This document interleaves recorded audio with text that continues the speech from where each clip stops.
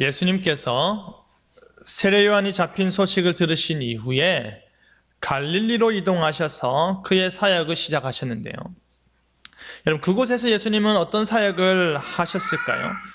그리고 예수님께서 행하신 그 모든 사역은 결국 무엇을 가르치고 있을까요? 오늘 이 시간 복음과 하나님 나라라는 제목으로 말씀이 주는 교훈을 함께 나누겠습니다.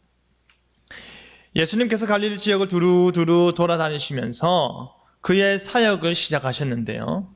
이 갈릴리 지역은요, 이 경상남도의 3분의 1 정도의 크기였고, 당시 한 200개 정도의 도시들이, 그 마을들이 그 지역 안에 있었습니다. 예수님께서 이 마을, 저 마을 왕래하며 사역을 하셨을 텐데, 육체적으로 참 힘들지 않았을까 짐작해 봅니다. 그래도 예수님께서는 여러분, 말씀 그 자체이시니까, 자기 자신이 진리 그 자체이시니까 말씀 준비할 필요는 없어서 그나마 다행일 수도 있지 않나 생각되는데요. 저 같으면 정말 꿈도 꾸지 못할 것 같습니다. 저 같은 경우는 말씀 읽고 설교 준비하는 시간만 하더라도 늘 부족합니다. 금요일부터 주일 오전 설교가 끝날 때까지는 굉장히 초조하고 예민하고 스트레스가 이만저만이 솔직히 아닙니다. 예수님께서 여기저기 다니시면서도 자신을 즐겁게 따르는 사람만 있는 것이 아니라 그를 대적하는 사람들과 논쟁까지 해야 했기 때문에 그 얼마나 힘들었겠습니까? 오늘 본문을 통해서 우리는 예수님의 사역을 일반적으로 세 가지로 분류할 수 있는데요. 첫째는 가르치는 일, 둘째는 전파하는 일, 셋째는 병 고치는 일입니다. 오직 율법의 자기 전통적 해석에 매여 있는 자들에게 율법의 참된 의미를 설명해 주시고 그림자에 불과한 그 율법이 가리키는 바인 복음을 전파하신 뒤에 그 복음을 통해서 하나님의 통치하심이 치유하심으로 나타내셨던 것입니다. 그 복음 전파를 통해 흑암의 왕국이 파괴가 되고 천국이 회복되었음을 보여주는 것입니다. 그렇다면 여러분, 우리가 여기서 궁금해해야 하는 것이 있는데요. 여러분은 안 궁금할 수도 있는데 궁금해야 합니다. 그것이 바로 그 복음이 말하는 바가 무엇이냐라는 것입니다. 세례 요한이 외쳤고 예수님께서도 공생의 사역 가장 처음 때부터 외치신 회개하라 천국이 가까웠느니라의 말씀에서 알 수 있는데, 예수님께서 복음을 가르치시고 전파하시고 고치신 내용이 무엇이었을까입니다. 그 내용은 바로 하나님 나라였습니다. 23절에 천국 복음을 전파하시며 에서 볼 수 있듯이 하나님 나라 복음이라는 것은 그 복음이 하나님 나라에 관한 것이라는 말입니다. 그 복음이 결국 가리키는 것은 하나님 나라이고, 그 복음을 통해 구원받아 가는 것도 하나님 나라이고, 그 복음을 통해 소유하는 성도들이 소유하는 것도 하나님 나라라는 것입니다. 회개하라 천국이 가까웠느니라, 그 복음의 외침이 예수님을 통해서 그 땅에, 그 갈릴리 지역에 울리기 시작하였던 것입니다. 그렇다면 예수님께서 천국 복음을 선포하였을 때 여러분, 듣는 사람들도 완전히 새로운 이야기를 듣거나 전혀 생소한 내용을 접하는 것이었을까요? 처음 듣는 이야기인데? 모르는 이야기인데? 라고만 했을까요?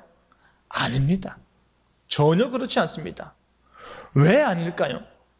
예수님께서 행한 그의 모든 가르치시고 전파하시고 고치시는 사역은 구약의 말씀을 성취하는 일이었기 때문입니다.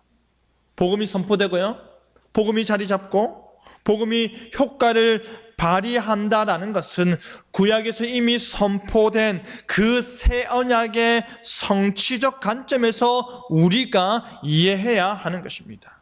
그들이 너무나도 잘 알고 있는 언약을 해석해 주시고 성취하여 복음을 이야기하는 것이지요. 여러분, 예레미야 31장 33절을 보시면 이렇게 말합니다. 나 여호와가 말하노라, 그러나 그날 후에 내가 이스라엘 집에 세울 언약은 이러하니 곧 내가 나의 법을 그들의 속에 두며 그 마음에 기록하여 나는 그들의 하나님이 되고 그들은 내 백성이 될 것이라 하였습니다. 예수님께서 복음을 선포하신 것도 결국에는 하나님을 떠나 잃어버린 바 된 이스라엘 백성들에게 회개를 요청하는 것입니다. 회개하라. 그리고 다시금 하나님을 향해 나아와라. 그리하면 하나님께서 다시금 너희 하나님이 되시고 너희는 그의 백성이 될 수 있다. 이 말을 하는 것이죠. 하나님께서는 그들의 하나님이 되길 원하셨습니다. 그렇기 때문에 그들을 그의 백성 삼고 싶으시기 때문에 새 언약을 선포하신 것입니다. 그런데 여러분, 우리가 여기서 한 가지 짚고 넘어가야 하는 것이 있습니다. 이 언약이 맺어진 시기가 구약의 어느 때냐라는 것입니다.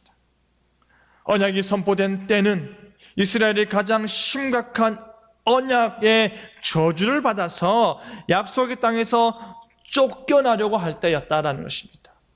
이 새 언약이 선포되었을 때가 언제였냐? 그들이 약속의 땅에서 쫓겨갈 때였다라는 것입니다.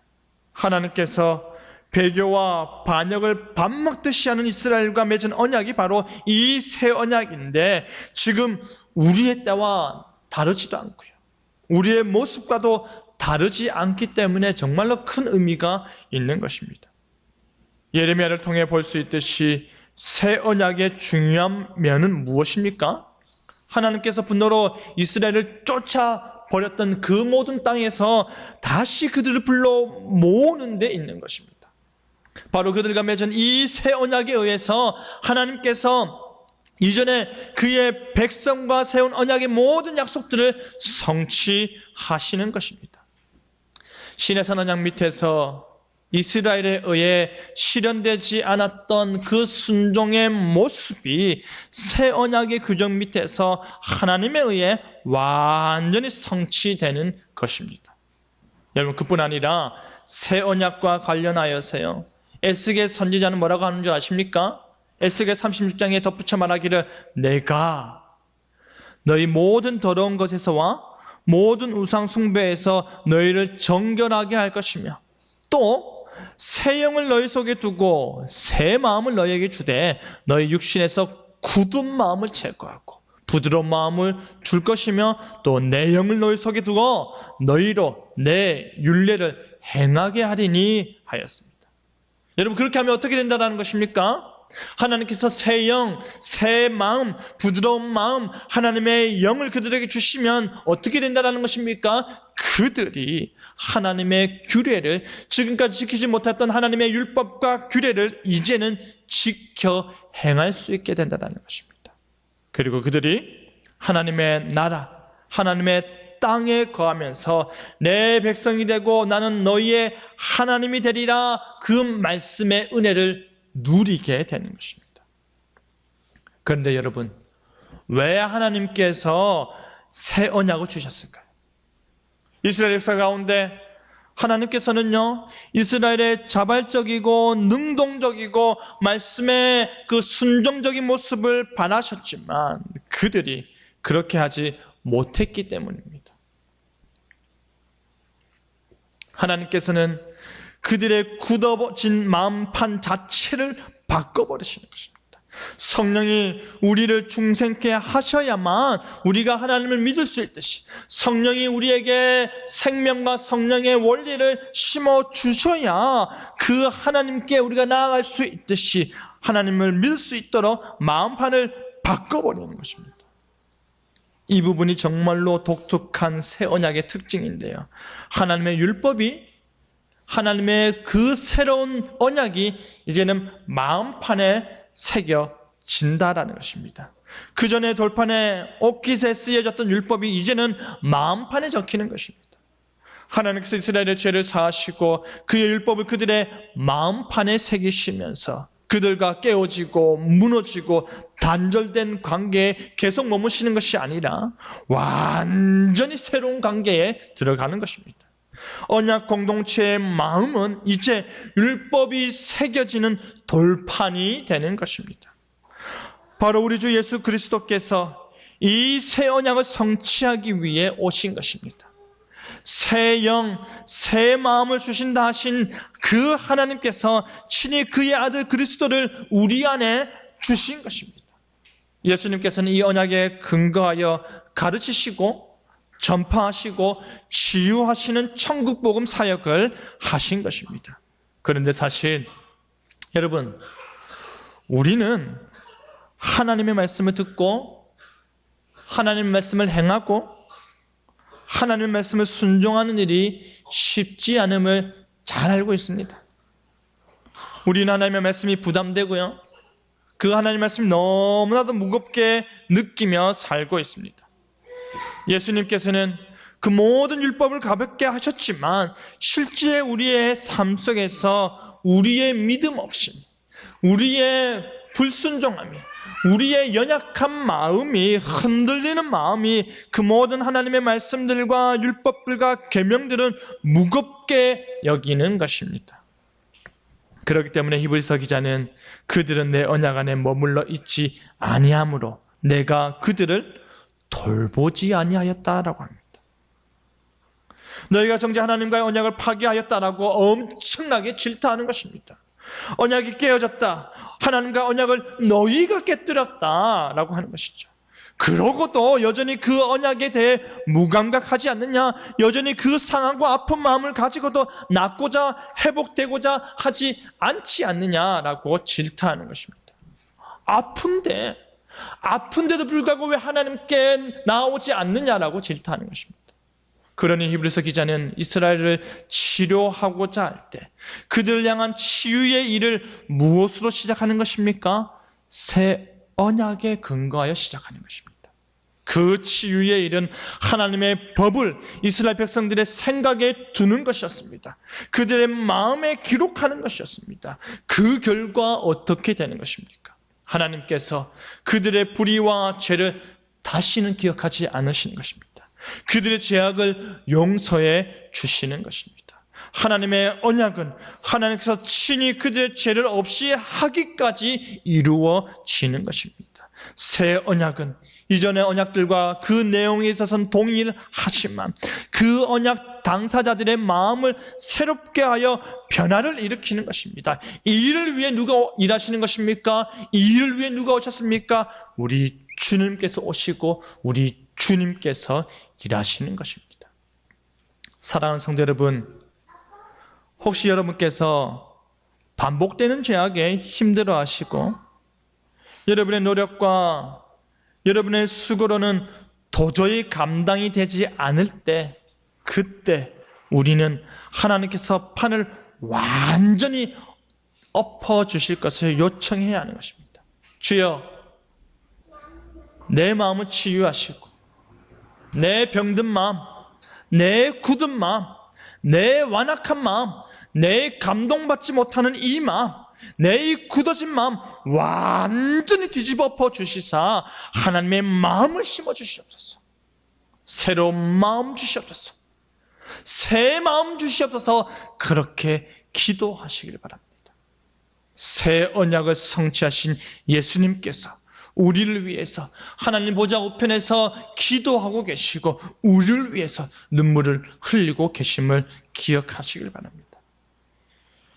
이제 새 언약을 통해서 하나님과 이스라엘 백성들이 다시 회복되고 다시 세워진 관계를 가지게 되는데요, 그렇다면요, 새 언약의 성취와 복음 전파를 하나님께서는 그 일을 누구를 통해서 하고 계십니까? 예수님이십니다. 자신의 아들 예수님을 통해서 하시는 것입니다. 언약 당사자인 하나님과 이스라엘 사이의 유일한 중보자요, 유일한 보증인이요, 하나밖에 없는 그 아들, 그 예수님께서 등장하시는 것입니다. 아들을 낳으리니 이름을 예수라 하라. 이는 그가 자기 백성을 그들의 죄에서 구원할 자이심이라 하니라.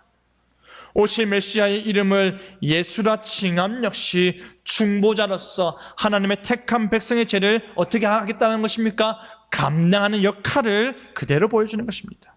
그뿐 아니라 보라 처녀가 잉태하여 아들을 낳을 것이요 그의 이름은 임마누엘이라 하리라 하셨으니 이를 번역한즉 하나님이 우리와 함께 계시다 함이라. 백성들의 죄를 감당하는 더 나은 중보자, 최고의 중보자, 유일한 중보자가 이제는 그들 가운데 계시는 것입니다. 그들과 함께 계시는 것입니다. 그렇기 때문에 이것은 어떠한 언약이 되는 것입니까? 더 좋은 언약이 되는 것입니다. 완전히 새로운 언약이 되는 것입니다.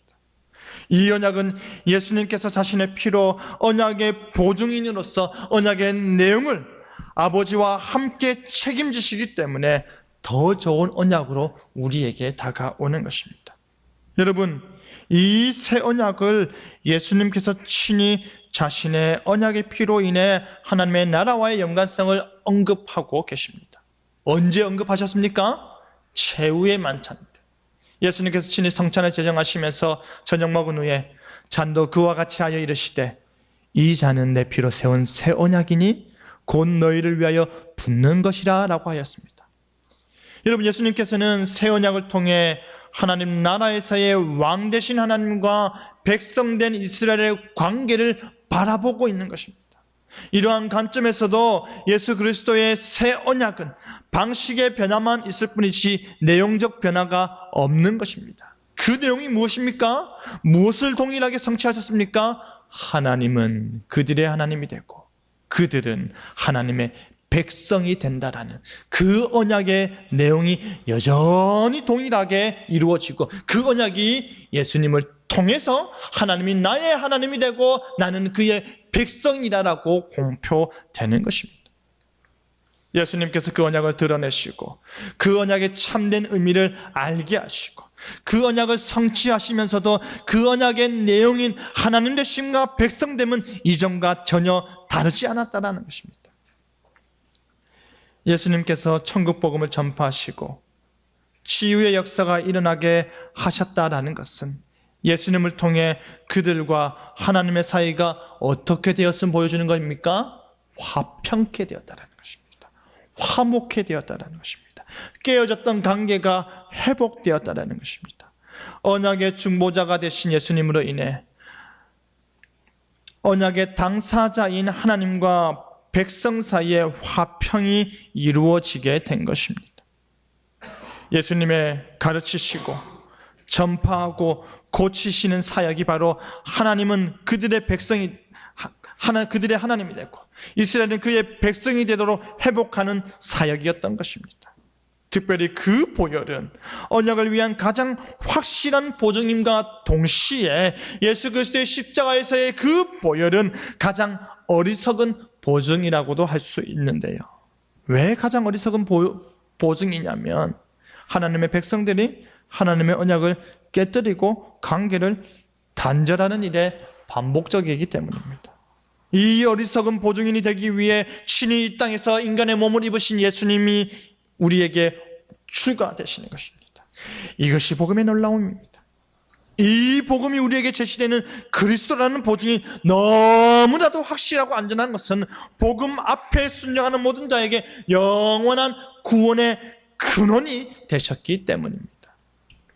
사랑하는 성도 여러분, 예수님께서 하나님과 우리의 언약을 성취하셨습니다.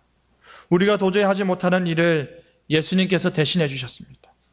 우리는 비록 연약해도, 우리는 비록 종종 범죄하여도, 우리는 비록 자주 불순종한다 하더라도 우리는 부지불식간에 하나님과의 언약을 깨뜨리고 훼손하고 하나님의 영광을 무너뜨리는 일을 반복적으로 하고 있음에도 불구하고 우리 자신이 복음을 믿기만 하면 영원한 생명과 구원의 확실성과 자비하신 하나님을 우리에게 허락하신다라는 것입니다. 그 복음의 놀라움과 그 복음의 은혜가 우리에게 주어지고 있는 것입니다. 예수님을 통하여서 그 복음이 지금 우리에게 선포되고 있는 것입니다. 예수님 통하여서 그 복음의 역사가 우리들 가운데 일어나고 있는 것입니다. 여러분, 예수님께서 복음을 전파하셨습니다. 그 복음은 새 언약의 성취로 이해가 됩니다. 새 언약을 주심은 우리가 지키지 못하기 때문이고요. 이를 위해서 예수님이 오셔서 그 새 언약을 성취하시고 우리에게 구원을 허락하셨습니다. 이제 하나님과 하나님의 백성은 그리스도 안에서, 예수님 안에서 그 관계가 회복되었습니다. 예수님께서 전파하신 하나님 나라에 이제 보다 집중해 보고자 합니다. 그리스도의 언약 성취에 있어서 구약의 형태와는 다르게 신약에서 적용이 되는 것은 여러분은 보게 됩니다. 그것은 바로 아브라함과 다윗의 자손으로 오신 예수님께서 오실 메시아로서 임마누엘 하셨다라는 것입니다. 다시 말해서 그리스도의 오심을 통해 하나님의 나라가 이 땅 가운데 실제로 어떻게 되는 것입니까? 임하는 것입니다. 새 언약의 중보자인 예수님으로 인해 선포된 그 복음은 하나님의 도래임을 성취하는 것입니다. 예수님은 하나님 나라를 혼인잔치로 비유하면서요, 그 잔치에 참여하는 구원받은 자의 삶이 영생임을 묘사하고 계십니다. 예수님께서 또한 심령이 가난한 자는 복이 있나니 천국이 그들의 것이다, 의리를 위하여 박해를 받는 자는 복이 있나니 천국이 그들의 것이다 라고 말하면서 하나님 나라를 상속받음으로 묘사하고 계십니다. 그리고 그 나라로 돌아오는 자에게 회개하고 자신의 삶을 뉘우치고 그 나라를 향해 발걸음을 되돌린 자들에게 아버지가 돌아온 탕자에게 잔치를 베풀어 주었듯이 하나님 나라 잔치의 풍요로움을 덧붙여 주고 있는 것입니다. 여러분, 구약의 약속대로 오신 그리스도께서 그의 전 생애를 통해 언약을 완수하셨을 뿐 아니라 율법을 범한 택한 백성들의 죄의 싹을 당신의 피, 그 피 흘림과 죽으심으로 모두 갚아주셨고 언약을 완전히 성취하셨습니다. 또한 그리스도께서는 죽은 자 가운데서 부활하여 택한 백성에게 영원한 생명을 은혜의 선물로 허락하여 주심으로 은혜 언약을 우리에게 적용시켰던 것입니다. 그뿐 아니라 여러분, 마지막 부활을 통한 최후의 심판이 끝난 후에 영원한 나라인 그 새하늘과 새 땅에 거룩한 성 새 예루살렘에서 하나님의 백성들은 하나님과 함께 있게 됩니다. 영원한 나라인 새 예루살렘에서 영원토록 다스리시는 분이 예수 그리스도이십니다. 하나님께서 아브라함에게 약속한 그 나라는 다윗의 후손으로 오신 성자 예수님 그 자신을 통하여서 이루어지는 것입니다. 다시 말해 예수님을 통해 성취된 복음은 처음부터 끝까지 무엇을 말하고 있는 것입니까? 하나님 나라를 말하고 있는 것입니다. 마지막으로 우리가 보고자 하는 것은요, 새 언약의 약속인 하나님 나라, 예수님께서 가르치시고 예수님께서 전파하시고 예수님께서 치유하시면서 나타내신 그 하나님 나라는 언제 임하냐라는 것입니다. 새 언약의 약속은 하나님 나라 복음을 통해 선포되고 그 하나님 나라가 약속대로 복음을 통해 우리에게 언제 선물로 주어질까요? 이르시되 때가 찼고 하나님의 나라가 가까이 왔으니 회개하고 복음을 믿으라 하시더라. 하나님 나라가 가까웠다라는 예수님의 선포는요, 구약에 대한 그 예언된 대망의 구원의 날을 이룬 것입니다. 하나님 나라에 대한 예수님의 가르침은 그의 선포와 사역을 통해서 하나님의 통치가 인간 역사에서 하나의 실존으로 나타나는 것입니다. 그 선포되고 약속된 하나님 나라가 사람들이 예수님을 믿을 때에, 그 믿고 따를 때에 그 하나님 나라에 우리가 들어가게 되는 것입니다. 특별히 예수님께서는요, 하나님 나라의 시련을, 마귀를, 귀신을 쫓아냅니다. 병고침을 통해서 강조하여 말씀하셨음을 우리가 기억할 수 있습니다. 예수님의 병고침은요, 단순히 한 개인의 육체가 병에서 온전케 함을 나타내는 것만 그치지 않냐고요. 죄 사는 권세 아래로, 하나님의 통치 아래로 인도하는 구원이요 치유인 것입니다. 이는 하나님의 구원 통치가 회복되고 드디어 진정한 안식이 그 안에서 나타난다라는 것입니다. 그렇기 때문에 누가복음 17장에 예수님께서 바리새인들이 하나님 나라가 어느 때 임합니까? 하나님 나라가 언제 임합니까? 어느 때 임합니까? 라고 물을 때에 예수님께서 대답하여 이르시되 하나님의 나라는 볼 수 있게 임하는 것이 아니요 또 여기 있다 저기 있다 못하리니 하나님의 나라는 너희 안에 있느니라 라고 말씀하셨던 것입니다. 하나님의 나라가 이미 너희 중에 있다고 예수님께서는 바리새인들에게 대답하셨습니다. 예수님의 치유와 사제의 선언은 선포된 하나님의 나라가 이미 도래했음을 실질적으로 보여주는 것입니다. 예수님의 치유와 사제의 선언을 통하여서 하나님의 주권이, 하나님의 영광이, 하나님의 능력이 그곳에 이미 실현되었다라는 것입니다. 예수님께서는 하나님 나라의 선포자일 뿐 아니라 바로 예수님의 인격 안에서 하나님 나라가 도래하였던 것입니다. 왜냐하면 예수님의 인격 자체가 바로 하나님 나라이기 때문입니다. 예수님께서 하나님 나라의 선포자요 임재 그 자체가 될 수 있는 능력과 권세를 지닌 분이기 때문입니다. 다시 말해서 구약에 나타난 하나님의 통치와 그의 나라는 예수님의 인격 안에 이미 도래하였습니다. 그의 통치하심이, 그의 가르치시고 전파하시고 그리고 치유하시는을 통한 그 통치하심이 그리스도 안에서 성취되는 것입니다. 예수님의 하나님 나라 주장의 핵심은 그의 나라가 이미 왔다, 그리고 먼 미래에 다시 올 것이다 입니다. 여러분, 그 예수님의 오심과 그 예수님의 가르치심과 그 예수님의 전파하심과 그 예수님의 병 고치심을 통해서 하나님 나라의 주권적인 역사가 이 땅 가운데 어떻게 되고 있는 것입니까? 실행되고 있는 것입니다. 언약 당사자인 우리 인간은 그 주권적인 역사의 유익을 수용하고 누리고 그 안에서 만족하는 것입니다. 우리에게 말씀의 순종 여부가 결정적 요소로 보인다 할지라도 인간의 생사화복 역시 하나님의 언약의 기초를 두고 있기 때문에 구속하심, 그 구원하심은 하나님의 언약의 선물이라고밖에 말할 수 없는 것입니다. 언약의 성취는 믿음의 눈으로 하나님 나라의 도래를 경험하는 것입니다. 성경 전체를 통해서 볼 때에 에덴 동산에서 수립된 하나님의 나라는 타락 이후에 아브라함을 통해서 약속된 하나님의 나라가 다윗과 솔로몬과 그 후대의 왕들 통해서 그림자로서의 하나님 나라를 우리에게 가시적으로 보여주었고, 그리스도를 통해서 유일하고 마지막 중보자인 그 그리스도를 통해서 이미 우리 안에 도래케 되었던 것입니다. 그리스도 안에서 가까이 온 하나님의 나라는 그리스도의 재림을 통해서 완성된 나라로 우리에게 임할 것입니다.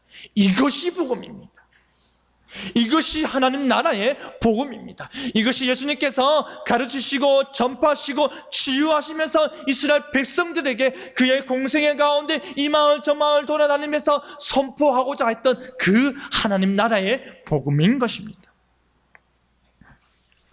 여러분, 그런데요, 그 복음이 잘 안 믿어질 수 있습니다. 그 복음이 내 밖에서만 울릴 수도 있습니다.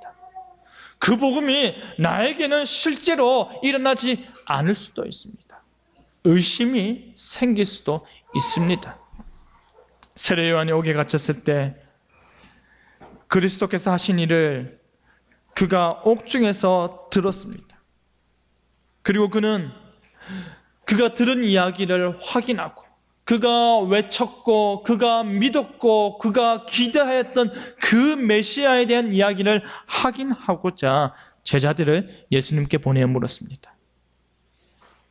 오실 그이가 당신이 오니까 당신이 바로 오실 메시아입니까? 라고 물었던 것입니다. 아니면 당신이 아니라면 우리가 다른 사람을 기다려야 됩니까? 라고 질문을 했습니다. 그때 예수님께서 무슨 대답을 하셨습니까? 너희가 가서 듣고 보는 것을 요한에게 알리되 맹인이 보며 못 걷는 사람이 걸으며 나병 환자가 깨끗함을 받으며 못 듣는 자가 들으며 죽은 자가 살아나며 가난한 자에게 복음이 전파된다 하라. 누구든지 나로 말미암아 실족하지 아니하는 자는 복이 있도다 하셨습니다. 예수님께서는요, 세례 요한이 믿지 못하고 불안해하며 우리가 다른 일을 기다리니까 오실 그 이가 당신입니까? 아니면 우리가 다른 사람 기다려야 됩니까? 라고 질문했을 때에 이사야에 나타난 그 메시아 사역에 대한 예언을 언급하면서 지금 그 일이 일어나고 있다. 그 일이 지금 나를 통해서 성취되었다. 그러니 실족하지 마라. 세례 요한아, 실족하지 마라. 너가 기다렸고 너가 기대했던 그가 바로 나다라고 말씀하시는 것입니다. 내가 바로 그다. 내가 바로 너가 외쳤던 그 메시아이니 믿음으로 복을 받으라라고 말씀하시는 것입니다. 여러분, 오늘 본문에서 예수님께서는 천국 복음을 가르치시고 전파하시고 치유하셨습니다. 이에 그 지역에 소문이 나기 시작하였는데요, 많은 사람들이 그 복음을 들음으로 인해, 그 복음을 봄으로 인해 좋은 소문으로 기쁨의 환대를 불러일으켰고 허다한 무리들이 예수님을 쫓았다 합니다. 예수님께서 갈릴리 마을을 찾아다니시며 천국 복음의 빛을 비추시고 천국 복음의 말씀을 울리셨을 때 그곳에 예수님의 생명의 빛이, 그곳에 예수님의 영생의 말씀이, 그곳에 예수님의 하나님 나라의 주권이 임하기 시작했던 것입니다. 그것이 복음의 힘이요, 그것이 복음의 능력이요, 그것이 복음의 열매이요, 그것이 바로 하나님 나라가 임하는 것입니다. 말씀 맺겠습니다. 사랑하는 성도 여러분, 예수님께서는 그의 공생의 기간 동안에 가르치시고 전파하시고 치유하시는 이 세 가지 사역을 중점적으로 하셨습니다. 그 세 가지 사역이 하나같이 말하고 있는 것은 무엇이었습니까? 바로 천국 복음이었습니다. 하나님 나라의 복음을 예수님께서 그의 모든 사역을 통해서 모든 삶의 여정 가운데서 드러내셨던 것입니다. 그 예수님의 복음이 여러분에게 선포되고 있습니다. 그 예수님의 복음이 여러분에게 가르쳐지고 있습니다. 그 예수님의 복음이 여러분의 심령의 질병을 치유하고 삶의 고달픔을 치유하고 인생의 스트레스와 아픔을 치유하고 우리 인생의 문제를 해결해 주고 있습니다. 그리하여 우리는 하나님 나라 백성으로서 하나님을 나의 하나님으로 여기고 내가 하나님의 자녀입니다, 나는 그의 백성입니다 라고 자랑하며 살고 있는 것입니다. 복음의 소문이 나길 바랍니다. 소문의 통로, 축복의 통로가 바로 여러분이길 바랍니다. 복음이 전파되었을 때 소문이 났답니다. 복음을 믿기 시작할 때 그 믿음의 소문이 났다라고 합니다. 여러분이 그 소문을 내어주시길 바랍니다. 그것이 바로 언약 백성의 됨됨이입니다. 그것이 바로 복음화된 자의 본 모습인 것입니다.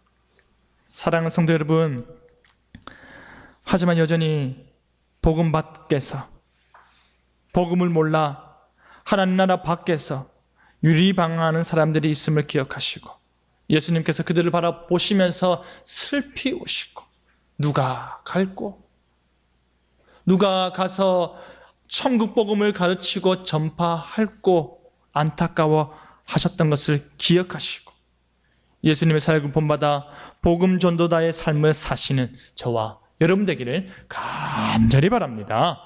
아멘.